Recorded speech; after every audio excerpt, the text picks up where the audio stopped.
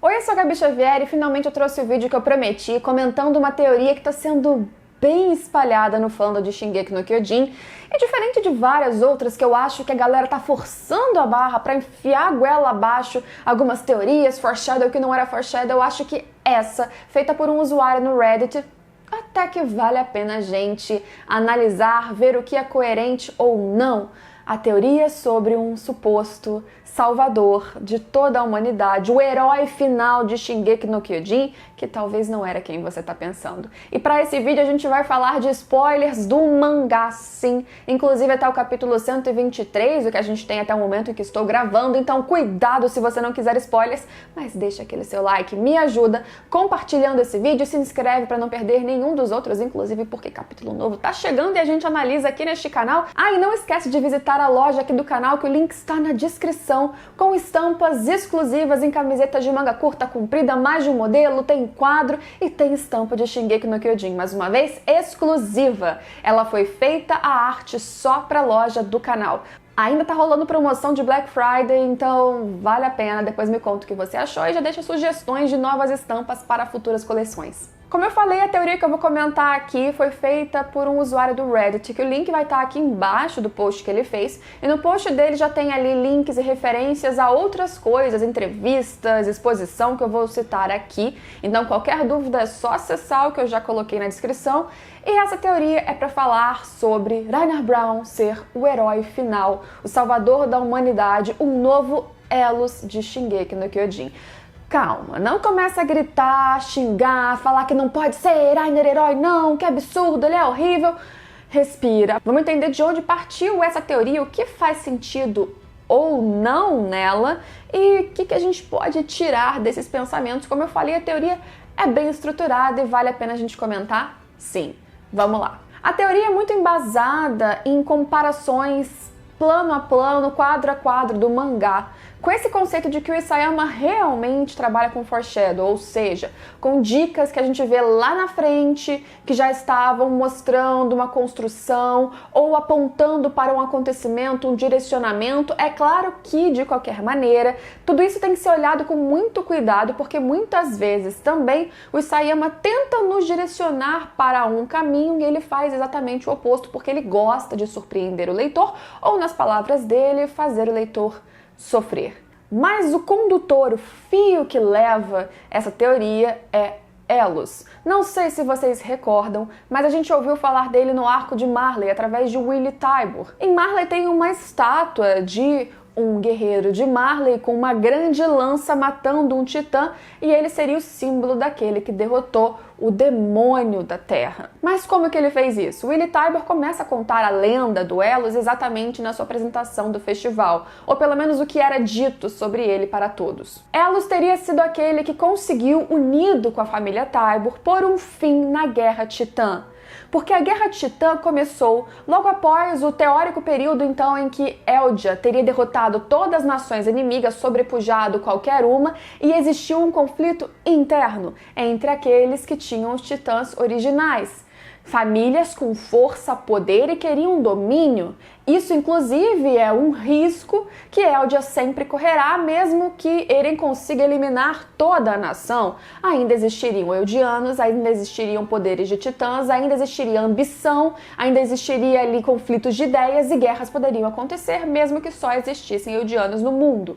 Elos, então, unido com a família Tybur, traidora do seu sangue, teoricamente teriam posto um fim nessa guerra e mandado o rei Fritz para Parades, e aí os Eldianos ficaram embaixo dos Marlenianos, tudo ficou sob controle, paz, que legal, Elos herói. Mas não existiu Elos. Essa foi uma história, foi apenas uma figura para ser cultuada, um exemplo, um mártir, porque às vezes é importante que você tenha um herói para cultuar, alguém para exaltar, porque reforça a história, porque deixa ela mais fantástica, deixa ela mais bonita do que, por exemplo, o que aconteceu de verdade, que foi uma conspiração. Na realidade, foi o rei Karl Fritz que decidiu ir embora sozinho para Parades E a família Tybur, em troca de interesses, de proteção, de algumas ali regalias, se aliou ao governo marleniano e eles acabaram com a guerra. Não por nobreza, não através de um herói,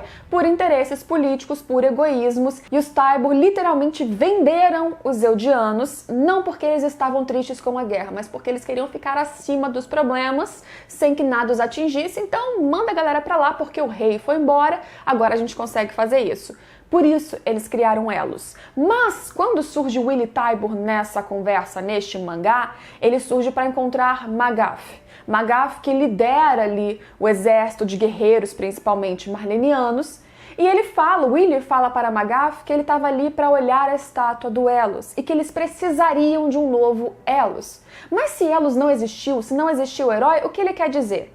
Naquela época, o que eu acreditava é que eles precisavam de um novo símbolo. É claro, eles precisavam vencer, mas eles precisariam de um novo herói, de uma nova estátua, de uma nova personificação daquele que lideraria, que ganhou, que daria orgulho, porque assim a história fica sempre mais bela, mais incrível. Magath reforça o que o Willy disse sobre Elos, que o Willy inclusive se sacrificou para que eles tivessem uma chance que eles precisavam de um novo herói. Mas quando Magath fala que eles precisavam de um novo Elos, sabe qual figura que a gente vê?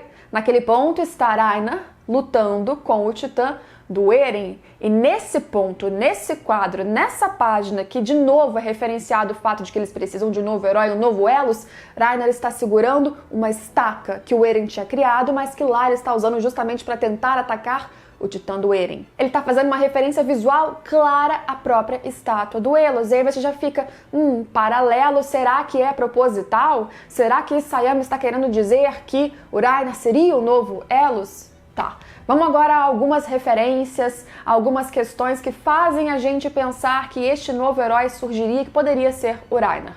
Existem vários painéis, momentos na história, que este usuário do Reddit separou alguns, em que o Ragnar fala que ele deseja ser um herói. Em mais de um momento ele fala que ele deseja ser aquele que vai salvar a humanidade. Quando eles já estão dentro de Parades, antes de entrar para a tropa de exploração, ainda pesquisando algumas coisas que os levem à coordenada, quem sabe, há outro quadro em que ele está ali mexendo na terra, aparentemente, e parece, de novo, que ele está numa posição ali semelhante ao Elos, exatamente quando ele fala, novamente, de salvar a humanidade, do seu papel de herói, da importância do que ele precisa fazer. Só que até certo ponto, o Ragnar, na verdade, tinha essa vontade de salvar porque ele acreditava que o mundo era bem dividido entre os certos e os demônios. Ele achava que em Parades todos eram impuros, demônios, mereciam ser exterminados e matá-los era salvar a humanidade.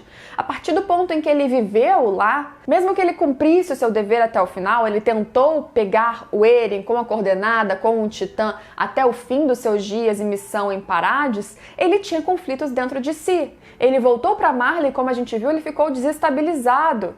Ele não consegue sequer ter vontade de viver, já que hoje ele enxerga o mundo como é. Que lá na ilha há pessoas boas e ruins, mas não são simplesmente demônios, são pessoas como qualquer um, como eles, como os marlenianos. Ao mesmo tempo em que ele não pode também abandonar, dar as costas para amigos e família em Marley, para eldianos que estão ao seu lado, lutando contra Parades, porque esses são queridos a ele. Porque ele também precisa cumprir um dever e é deste lado em que ele está. Ele não pode resolver ficar ao lado de Parades, virar as costas para esses outros que ele cresceu junto, que ele se preocupa, como se Parades também fosse o acolher.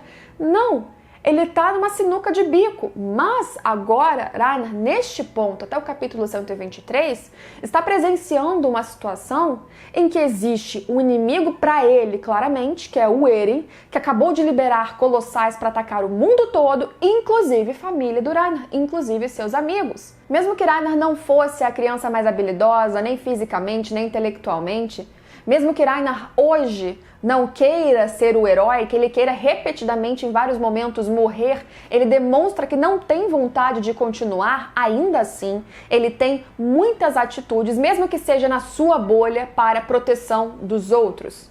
Em Marley, logo após o festival, logo após começar o aviso, a declaração de guerra, após Eren matar vários inocentes, Ragnar só se transformou para defender Falco. A partir disso, ele teve uma transformação incompleta, porque ele não tinha intuito de ser titã para lutar. Ele, inclusive, permanece ali inconsciente durante muito tempo, não querendo voltar à consciência, não querendo viver, não querendo lutar, e de novo ele só desperta para salvar. Ele só desperta porque o Mandíbula estava em perigo, ele só volta a si porque ele precisava lutar para enfrentar o inimigo daquele momento, que era, mais uma vez, Eren. Em várias situações nessa história, a gente tem lutas e enfrentamentos entre Reiner e Eren. E curioso é que também, na última exposição de Shingeki, a exibição final que está então rodando no Japão, com várias mensagens diretas sobre o fim, inclusive áudio do último capítulo do mangá, nós temos um pôster que parece ser muito simbólico e provavelmente não é por acaso, em que há dois titãs se encarando, aparentemente em um conflito, e é novamente o titã blindado do Reiner e o titã do Eren. E ali temos embaixo uma figura que parece ser o Armin. Todos os elementos nesse pôster formam a cara de um colossal. Será que este pôster, segundo este usuário, também faz referência ao fato de que haverá mais um grande enfrentamento desses dois e talvez um enfrentamento final? Outro detalhe da exibição final do Japão é que há uma parede com várias comparações paralelos exatamente entre quem? Reiner e Eren. Qual dos dois se desesperou mais? Qual dos dois tem mais raiva do inimigo? Qual dos dois sobreviverá no final? Embora também haja uma ilustração no meio disso tudo, abaixo disso tudo na verdade, em que o Reiner ajuda um Eren jovem ainda treinando na turma de cadetes. A gente sabe que os dois, Eren e Reiner, são muito parecidos em essência. Que no começo eram os dois imediatistas, queriam muito salvar os seus, mesmo que não fossem as pessoas com maiores habilidades para isso. Eram aqueles que queriam ser os heróis, combater o inimigo, um ímpeto que às vezes era egoísta. Por exemplo, o Reiner continuou o plano de invadir as muralhas, mesmo que um amigo tivesse morrido e mesmo que o certo e o mais taticamente ali adequado fosse voltar para as praias para Marley e recuar. Não, ele vai em frente porque ele queria ser o herói. Em diversos momentos, o que o Eren fez e faz, ele vai à frente, ele segue contra o que os seus companheiros querem, porque ele deseja que o seu plano seja mantido, porque ele acredita que ele sabe o que é o certo, porque ele também quer ser o herói. E já adiantando o que eu penso dessa teoria, eu acredito que muitos desses painéis, por exemplo, a posição em que o Reiner está praticamente com uma lança, ou algo que lembra uma lança, exatamente quando o Magaf cita Elos e a necessidade desse herói fugir, para mim isso não é por acaso. O pôster da exibição final de Shingeki também para mim não é por acaso. Os paralelos que existem na história desses dois desde o início não é por acaso. O próprio Eren faz esse paralelo quando ele conversa com o Reiner, quando ele se mostra em Marley para ele. Mas Elos era uma figura, como eu disse, que foi criada para passar uma ideia, para passar uma noção de heroísmo em cima de uma história que foi feita entre egoísmos, entre ambições, entre muitas coisas terríveis, que era mais bonito contar a história de alguém, de uma figura heróica bonita do que a realidade. Você coloca o seu lado como os mocinhos e você rebaixa o outro para o vilão que perdeu porque era vilão. Como mesmo na teoria é citado, o Reiner repetidamente queria morrer e ele sobrevive, ele sobrevive, ele sobrevive, ele sempre acha que está acabando e ele continua. Reiner poderia ter sido aquele que se sacrificou para que então o Falco sobrevivesse, para que o Falco saísse da posição de titã irracional e se tornasse um titã racional, voltasse à forma humana, mas foi Galliard que fez isso. Reiner permaneceu.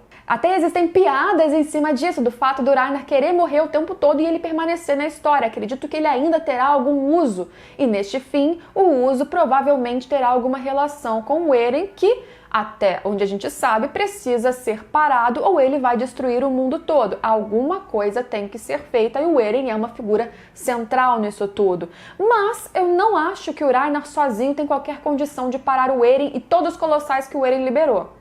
Eu não sei sequer se mesmo nessa teoria o Reiner seria o herói a ativamente destruir o Eren ou dar o golpe final que fosse com uma lança. Muitas pessoas acham que agora com isso do Reiner, finalmente a lenda do herói se tornaria verdade. Elos, que já é um foreshadow daquele que matou Ymir Fritz lá atrás, seria agora de fato personificado em um herói que salvaria a humanidade. Não salvar a humanidade porque ele queria ser a figura heróica, não mais. Mas nessa teoria, Reiner salvaria para que ele pudesse defender, porque era preciso, os seus. Gabi, Falco, Pique, todos de Marley e todos do mundo inteiro, porque ele não pensa como Eren, que vale a pena sacrificar todo o resto por causa de um pequeno grupo. O Reiner fez muitas coisas ruins, ele é a principal figura culpada de toda a destruição que começou em Parades com o ataque dele, da Anne e do Bertolt, mas agora talvez ele possa ser a figura responsável pela salvação de todo o resto do mundo. Eu ainda não bateria o pé que ele seria, como eu disse, a pessoa que ativamente salvaria. Mas como a própria teoria cita, Reiner talvez fosse uma figura importante de paz, para ser o diplomata após esse conflito ser resolvido. Mesmo que Eren destrua muitas coisas, mesmo que haja muito caos, eu espero que haja caos inclusive, ele é por acaso filho de Marleniano, ou seja, sangue de alguém que não é Eldiano e uma Eldiana. Será que ele poderia, independente de salvar ou não o mundo, de matar ou não o Eren, de parar ou não os Colossais, se tudo for parado, será que ele não seria um herói falso, um herói elevado ao máximo, a toda potência, para que haja um novo Elos como existiu antes? Se essa teoria é coerente, em muitos pontos eu acho que ela é, existem para mim essas duas possibilidades. Ou ele de alguma maneira consegue dar o golpe final de uma forma que eu não consigo imaginar ainda como, ou ele não dá o golpe final, mas ele está lá, ele colabora, ele é importante, existirá um novo conflito envolvendo ele e Eren, mas independente de não participar do golpe final, ainda assim ele é elevado como herói, porque uma figura heróica precisa aparecer, até talvez, para quem sabe, Eldianos sobreviventes não sejam punidos. Será que ele pode ser o porta-voz de Eldianos, sendo o Eldiano que matou aquele Eldiano que todos considerariam inimigos, o Eren? Talvez. Pessoas que estão enlouquecidas dizendo que Reiner é vilão sim na sua visão e que o Eren não é e que, portanto, essa subversão é errada, esse final seria horrível. É todo o seu direito, mas eu quero lembrar o que essa teoria também lembrou convenientemente com várias entrevistas e links de entrevistas do Isayama, em que ele fala mais de uma vez como ele gosta do conceito trabalhado inclusive no filme O Nevoeiro, de que o protagonista muitas vezes enraizado, enterrado nas suas convicções, muitas vezes corretas, ele acaba se cegando ou se perdendo nas próprias ações e convicções e cometendo atitudes distorcidas, vamos dizer assim. Ele fala mais de uma vez, em mais de uma entrevista, em como ele gosta de corromper o protagonista e de como nós somos levados muitas vezes a concordar com o protagonista porque estamos o seguindo, estamos vendo a sua visão, mas que ao mesmo tempo, em muitas situações, ele pode estar equivocado ou com ideais distorcidos por causa da sua ambição muito grande, por causa do seu radicalismo muito grande, talvez. Essas são palavras e concepções do próprio autor que a gente pensa que ele trabalhará na obra, portanto ficar reforçando isso em entrevistas. Isso só para dizer que nesse final, de qualquer maneira, com certeza Isayama está colocando as atitudes do Eren de propósito em xeque, para nós nos dividirmos mesmo, entre aqueles que estão o apoiando, entre aqueles que estão discordando, entre aqueles que não concordam, mas querem ver o circo pegar fogo, porque a história com caos vale a pena. O que você sentiria se Reiner fosse o herói dessa história? Herói colocado numa posição fake, apenas simbólica,